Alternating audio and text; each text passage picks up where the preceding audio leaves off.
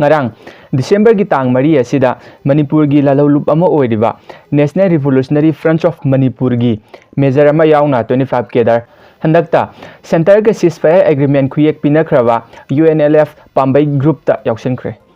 wafam asina nakanda thamkhraga yamna nokninglibadi kukizo community singasi kidaktuna choro lon ba horok labra haiba sini mam makata na puni mini kisi haukiba November 18 da CM Biren na luchingba Manipur lengaki thauram makada aina thingkraba pambaina luchingba UNLF group ka India lengak yauna Manipur lengaka santigi khuyek pinakhiba asi kukizo singi safety amadi makoi gi yaifa tharang singda khana ningai ama orekle haina ITLF na hairi ngarang December 4 da Indigenous Tribal Leader Forum ITLF ki media and publicity gi thaupuriba ginja voljong na khuyek piduna thadorok pachero amada asum na hairi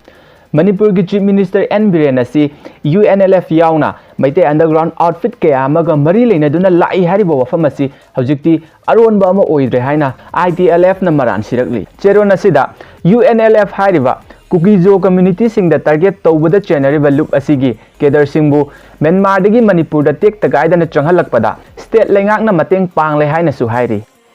chero adu da makata na center amadi UNLF pambai group ka santi khuyek pinakhiba asi kukizo community da singnaba ama hele haina su hairi kaya dangam libno yengune makoi gi se kiduna hairibra natragana kalaktuna hairibra amadi tawre